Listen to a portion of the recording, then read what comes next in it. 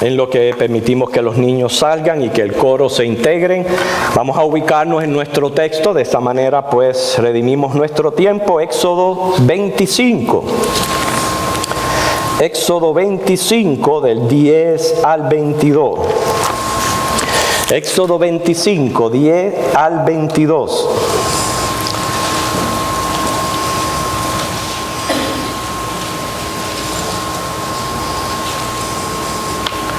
Y vamos a ir dándole lectura. Dice la palabra de Dios: harán también un arca de madera de acacia, cuya longitud será de 2 codos y medio, su anchura de codo y medio y su altura de codo y medio. Y la cubrirás de oro puro por dentro y por fuera, y harás sobre ella una cornisa de oro alrededor. Fundirás para ella 4 anillos de oro que pondrás en sus 4 esquinas, 2 anillos a un lado de ella y 2 anillos al otro lado. Harás unas varas de madera de acacia, las cuales cubrirás de oro.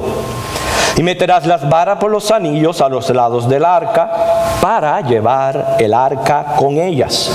Las varas quedarán en los anillos del arca, y no se quitarán de ella. Y pondrás en el arca el testimonio que yo te daré. Y harás un propiciatorio de oro fino, cuya longitud será de 2 codos y medio y su anchura de codo y medio. Harás también 2 querubines de oro, labrados a martillo los harás en los 2 extremos del propiciatorio. Harás pues un querubín en un extremo y un querubín en el otro extremo. De una pieza con el propiciatorio harás los querubines en sus 2 extremos. Y los querubines se extenderán por encima las alas, cubriendo con sus alas el propiciatorio, sus rostros el uno enfrente del otro, mirando al propiciatorio los rostros de los querubines. Y pondrás el propiciatorio encima del arca, y en el arca pondrás el testimonio que yo te daré. Y de allí me declararé a ti, y hablaré contigo sobre el propiciatorio, de entre los 2 querubines que están sobre el arca del testimonio, todo lo que yo te mandare para los hijos de Israel. Oremos. Padre, gracias por tu palabra, palabra que es bendita, es útil para enseñarnos. Y hoy, con la ayuda de tu Espíritu Santo, queremos confiarnos a ti para poder, Señor, seguir asimilando las grandes enseñanzas que tú tienes por medio de tu palabra y de este texto en específico. Sabemos que tu palabra no ha de regresar vacía. Haz tu obra en nuestros corazones. Ayúdanos a ser sensibles a tu voz. Ayúdanos por medio de tu Espíritu, Señor, a centrar toda la fuerza de nuestra alma en tu bendita palabra, para que sea de provecho. En Jesucristo oramos. Amén.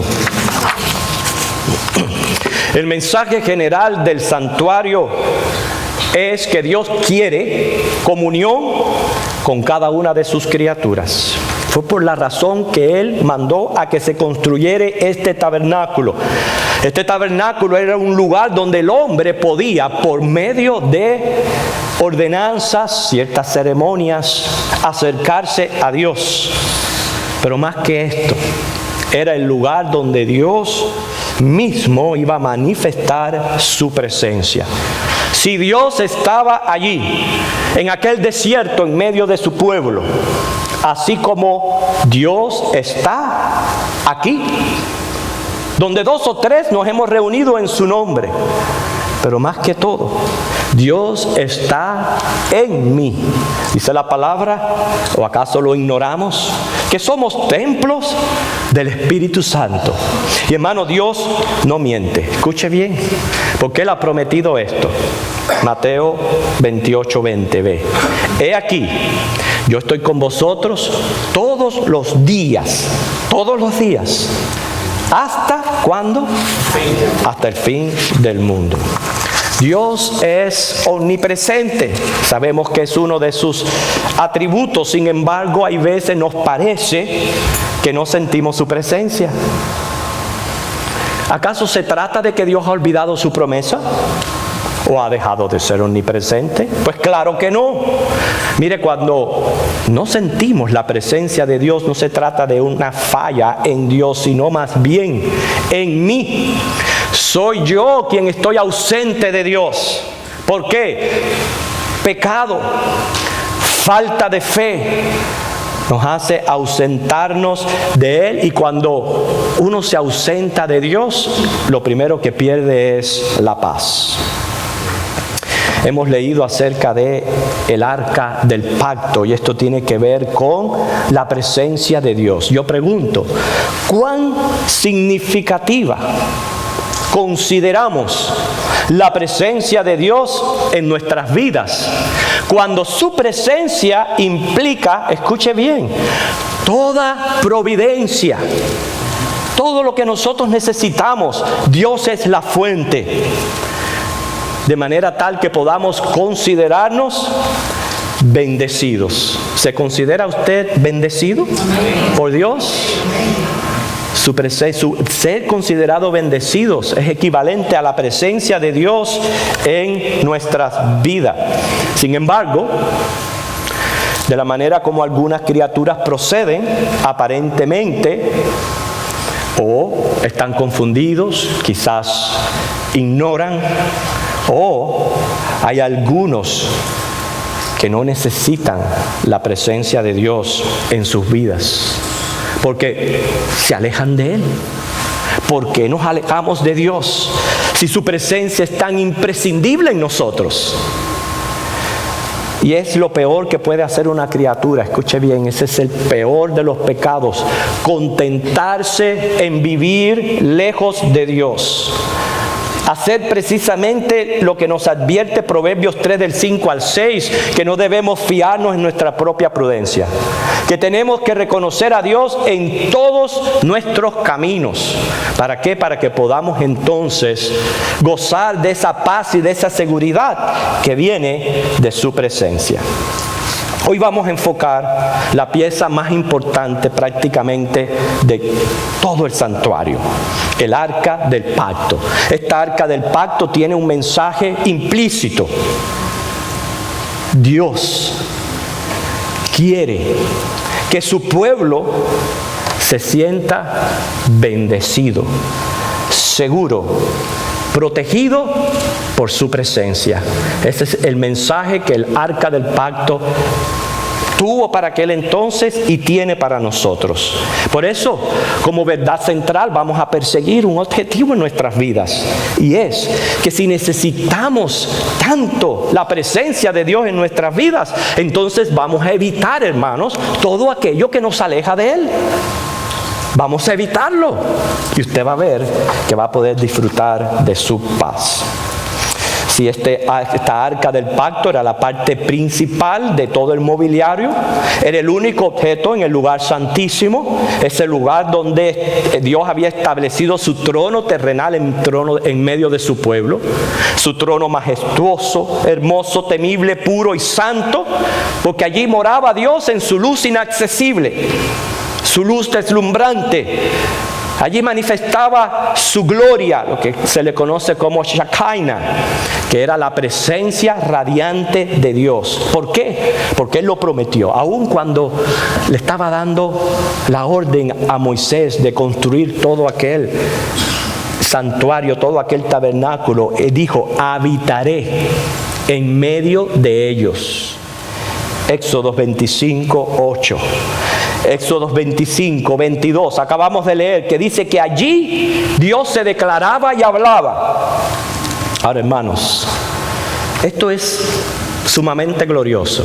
No puedo quizás encontrar palabras que puedan elevar el sentido de lo que les quisiera decir.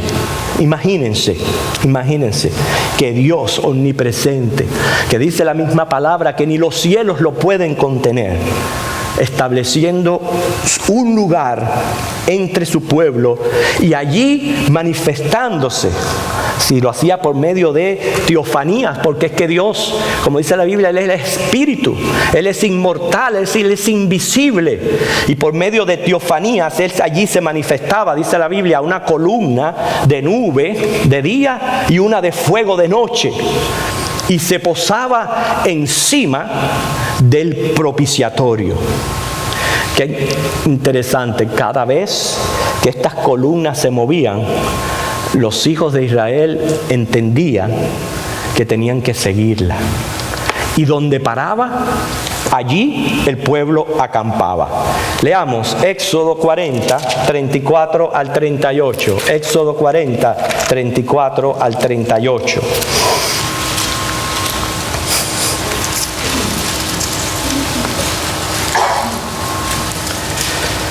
Entonces, una nube cubrió el tabernáculo de reunión y la gloria de Jehová llenó el tabernáculo.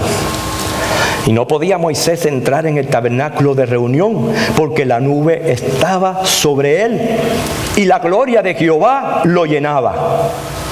Y cuando la nube se alzaba del tabernáculo, los hijos de Israel se movían en todas sus jornadas.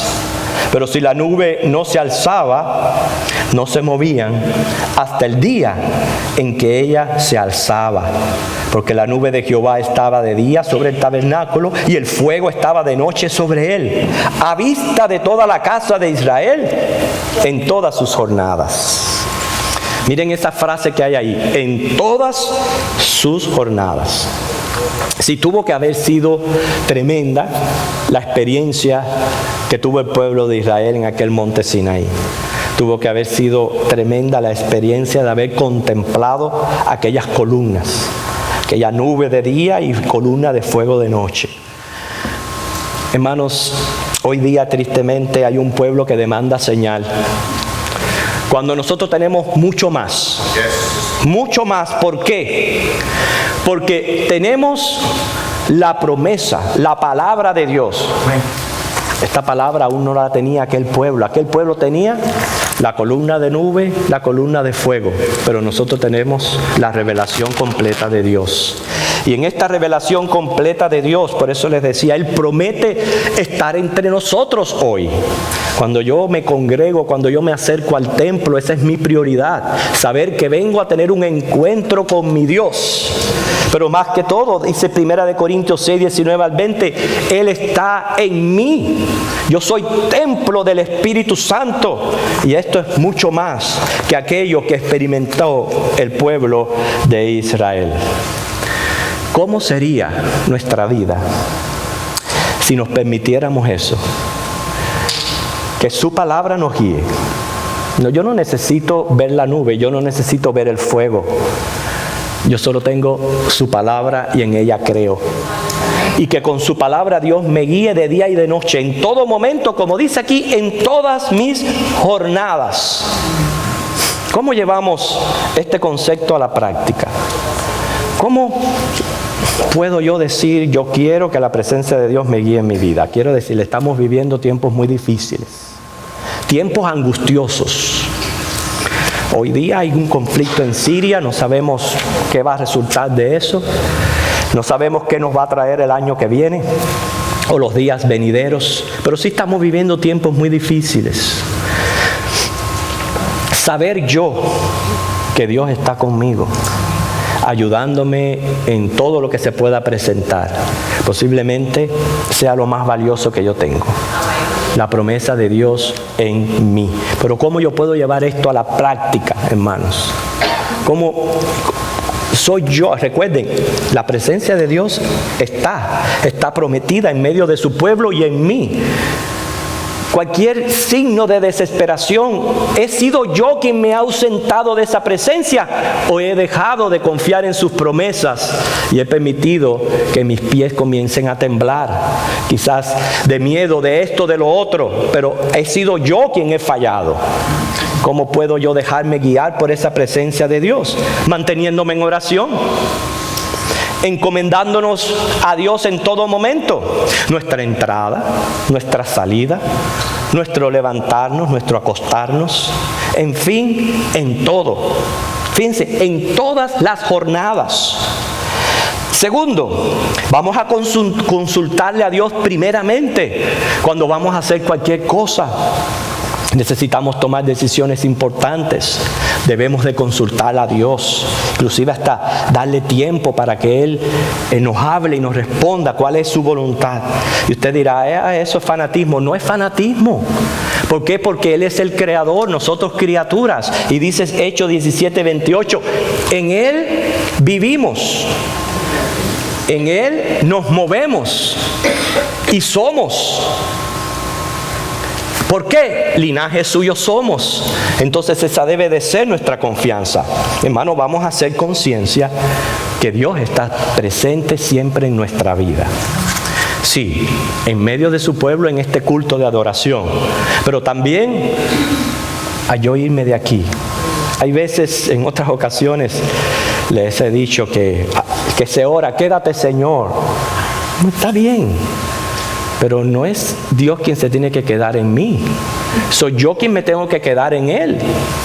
Así es que debe de ser. Él es omnipresente. Él ha prometido su presencia. Cualquier indicio de ausencia es mi falla. Entonces soy yo quien tengo que quedarme en el Señor. Al ir de retirada a mi casa en mi auto. Y cuando hablo de estar consciente de la presencia del Señor, sí, es allí también, en el reclinable. Quizás cuando hemos llegado cansados del trabajo y queremos reclinarnos a descansar un poco, pero tomamos el control de la televisión en la mano y comenzamos para arriba y para abajo buscando a ver qué nos ha de entretener. Yo no digo que sea malo, pero sí tenemos que ser muy selectivos en las cosas que nosotros elegimos para entretenernos, porque el Señor está presente allí en ese reclinable. O estamos llevándolo a manera práctica en nuestras vidas, cuando vamos así se dice, navegar por el internet. Y estamos navegando como si fuéramos un barco de puerto en puerto. Allí está Dios presente. Tenemos que estar conscientes de ese ratón, a que le apretamos, que permitimos que veamos, que permitimos que escuchemos. Tenemos que ser selectivos. Dios está presente cuando estamos manejando en nuestro auto y a veces nos irritan un poco. Imagínense, yo me tengo que controlar doblemente porque es que yo tengo un sign en mi carro que dice Primera Iglesia Bautista Hispana. Así que yo me tengo que controlar todavía mucho más. Pero allí también está Dios. Está Dios en mi centro de trabajo, cuando salgo a hacer compras, en mi escuela. En todas mis jornadas, en todo momento, en todo lugar, debo de hacer conciencia que Dios está con nosotros. Nos encanta recordar la promesa que si Dios es por nosotros, ¿quién contra nosotros? Y la recordamos con mucha facilidad cuando nos vemos en problemas y necesitamos de ese auxilio divino. Pero hay que también recordar que Él es santo y que Él es justo. Y que por eso su presencia debe de infundir en el creyente santidad, o sea, temor reverente, pero también seguridad contra la desconfianza. Hermanos, cuando nuestras veredas se tuercen, créame, es porque estamos fiando en nuestra propia prudencia.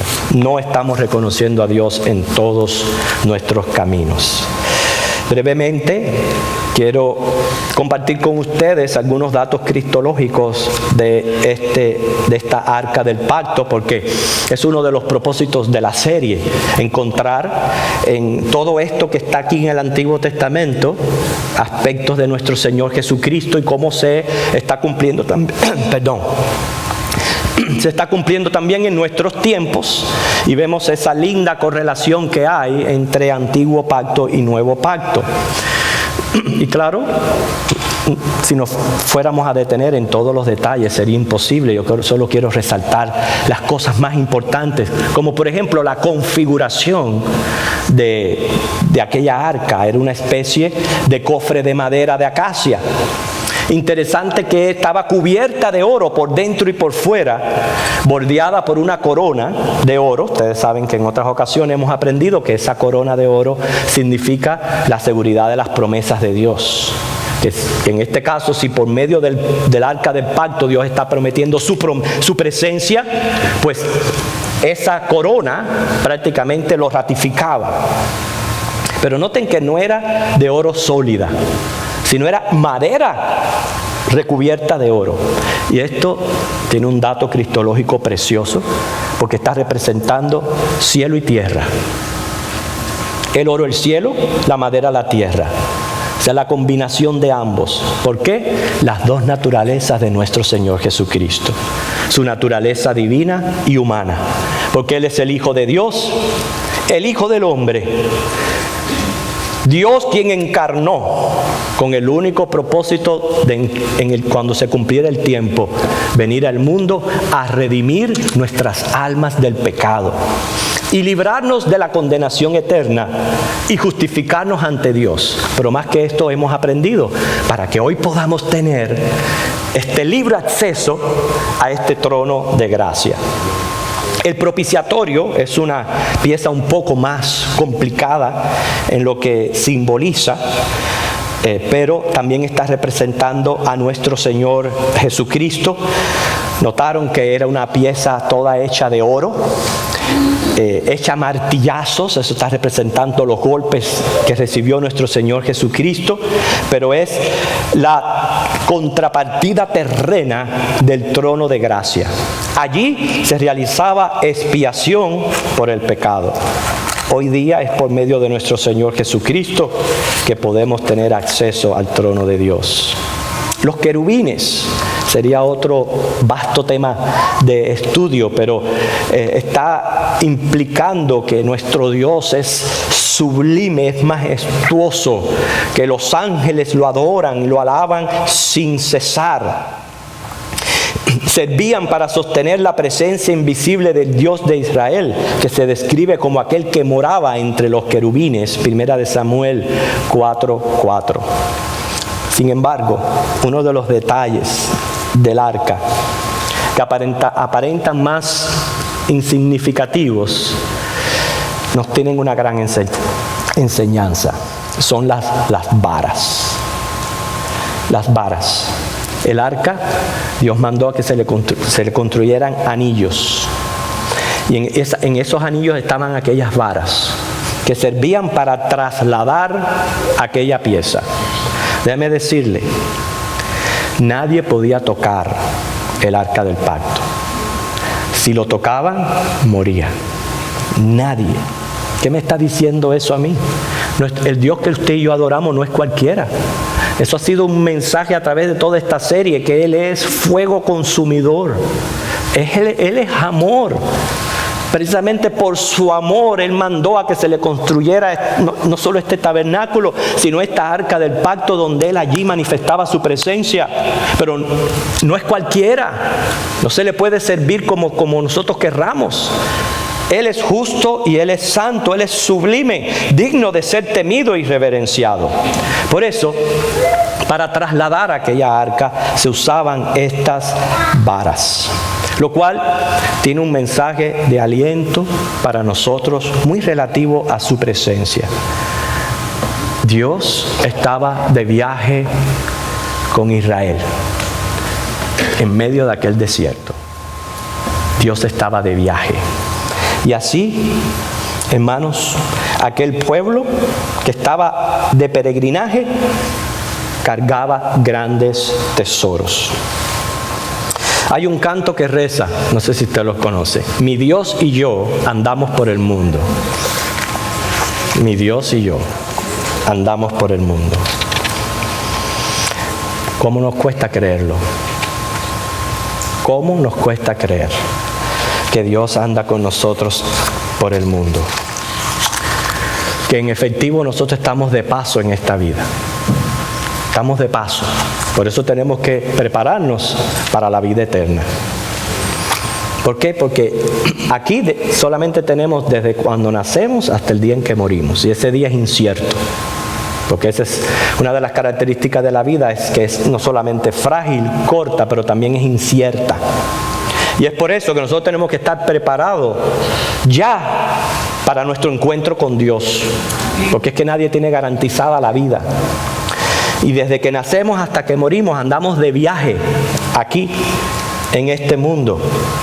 Y sabemos los creyentes que no vamos de viaje rumbo a un terrible infierno, sino que por Jesucristo, por su gracia y por lo que Él hizo en la cruz del Calvario, vamos de viaje pero a un lugar glorioso, a la Nueva Jerusalén, al paraíso celestial, donde caminaremos por calles de oro. Hacia allá vamos de viaje, que esa va a ser nuestra morada eterna. Un lugar bíblico, literal, legítimo, porque es promesa de Dios. Otra de las cosas que tenemos que hacer conciencia es que mientras que estamos de viaje hacia la Nueva Jerusalén, nuestro peregrinaje en este mundo es por desiertos. Por desiertos. Vamos a confrontar los sufrimientos de estas primeras cosas. Yo estoy seguro, para no tener que contar tanto, voy a preguntar a la inversa. ¿Quién aquí, en este momento, no tiene en lo absoluto nada de qué preocuparse en su mente? Absolutamente. Entonces, ¿quiénes de los que están aquí tienen algún sufrimiento, algún padecimiento, algo por lo que están preocupados, algo que los está angustiando, sea suyo, sea de otra persona? Todos. ¿Pueden notar el desierto de este mundo? Y hay veces ya nosotros resolvemos un problema, pero el otro está a la vuelta de la esquina. Pero ¿sabes qué? Así como Dios estaba de viaje con aquel pueblo, y aquel pueblo debía cargar aquella arca del pacto por varas, nadie la podía tocar, pero por lo menos allá andaba.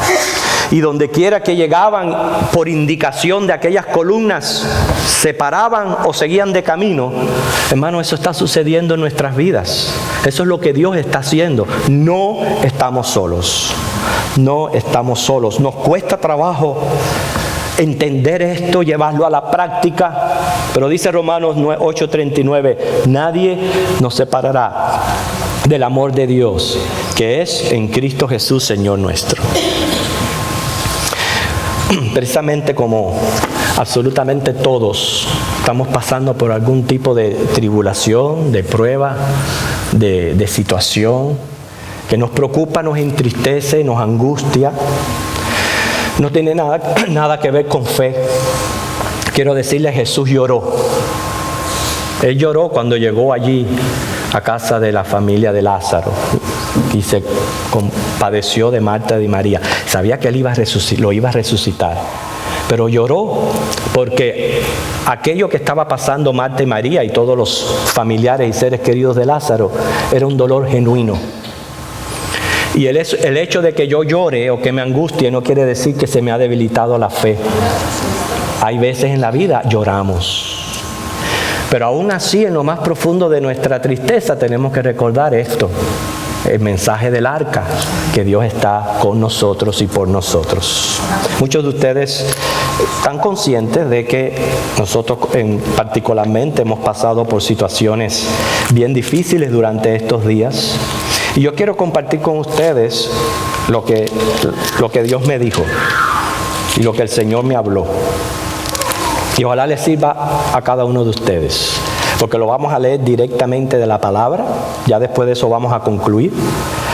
Pero lo que vamos a hacer en este mensaje no es explicar el texto, es dejar que según uno lo va leyendo, vaya penetrando en nuestro intelecto, llegue a nuestro corazón y nos vaya fortaleciendo en nuestro espíritu para asegurarnos y hallar nuestra paz en Él. Isaías 51. Y vamos a leer del 1 al 16. Isaías 51.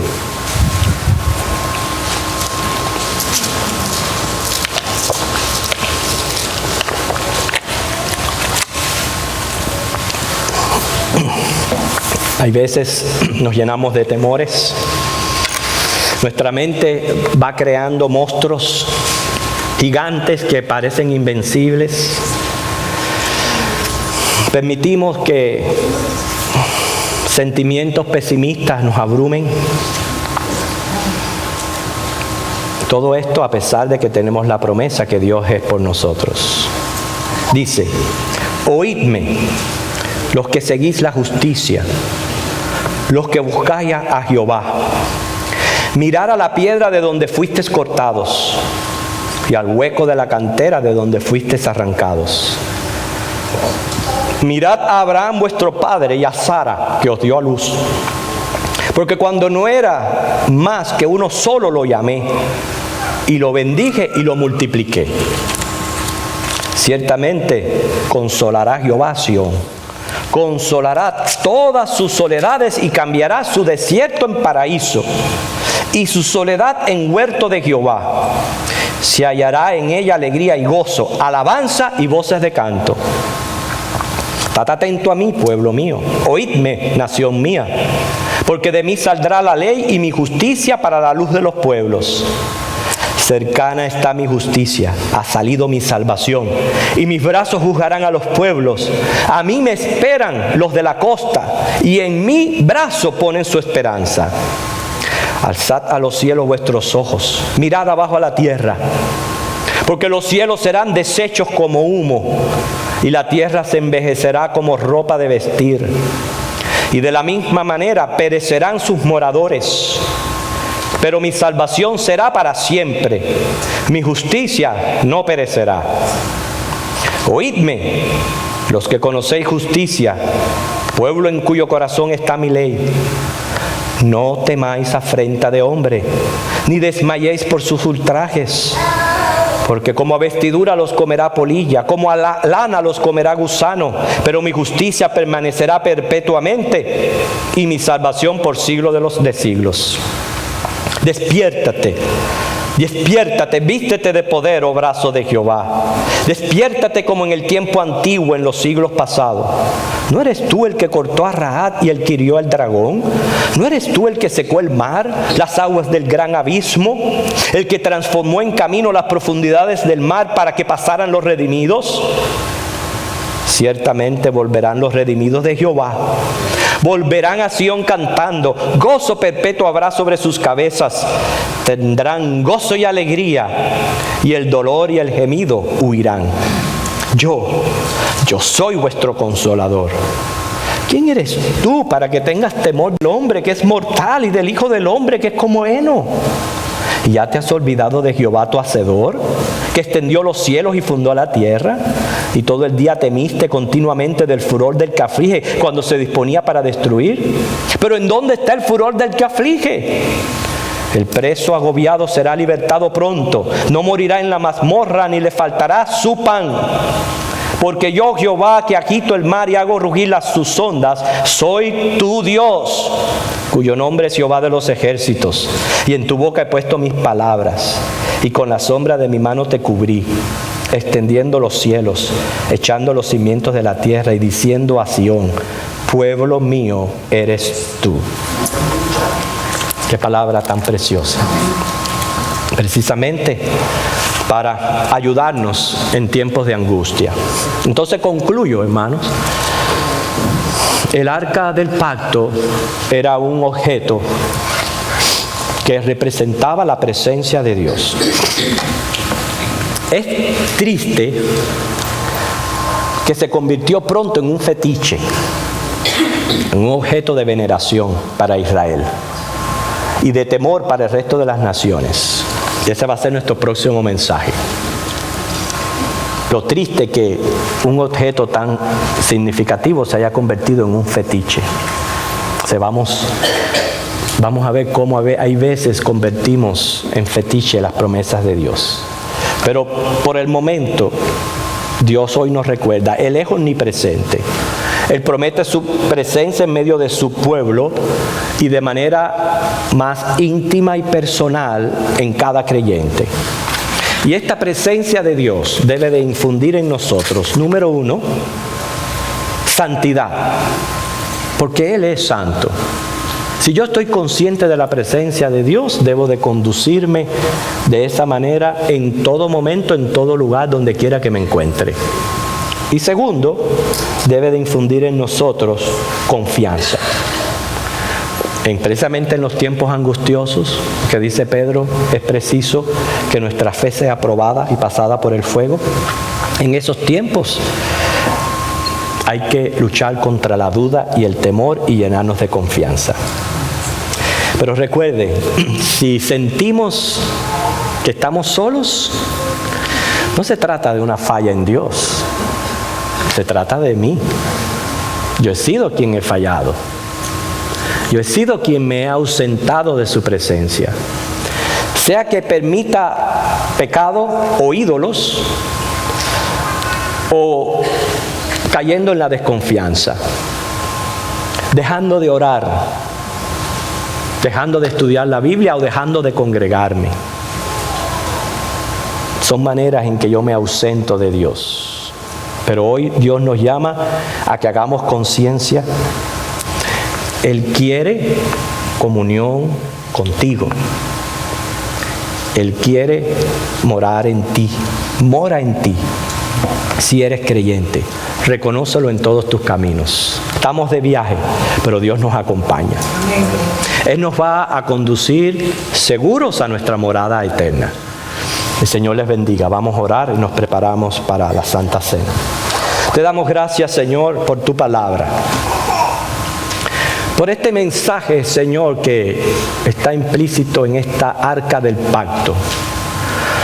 Lugar donde allí tú manifestabas tu presencia por medio de la columna de nube y la columna de fuego, donde le hablabas a Moisés y le dabas tu ley, y donde se hacía expiación por nuestro pecado. Todo esto, representativo de nuestro Señor Jesucristo. Hoy estamos en Cristo y por medio de Él podemos llegar ante tu trono de gracia. Hoy tenemos al Espíritu Santo morando en nosotros. Gracias porque una vez nos recuerdas de tu presencia, de tu santa presencia en nuestras vidas, que tanto necesitamos. Pero hay veces, Señor, claro, porque somos débiles, pecadores, permitimos, Señor, que nos ausentemos de ti, nos alejemos. Hay veces hasta como niños malcriados queremos desatarnos de tu mano. Pero gracias por volvernos a traer a ti, volvernos a llamar a la confianza en ti y a saber, Señor, que en todo y por todo tú estás con nosotros. Que tu mensaje, Señor, aliente nuestras almas. En lo que vamos de peregrinaje por este mundo rumbo a la Nueva Jerusalén, te esperamos pronto. Ven, Señor Jesús, ven por tu iglesia. Lo pedimos en Jesucristo. Amén.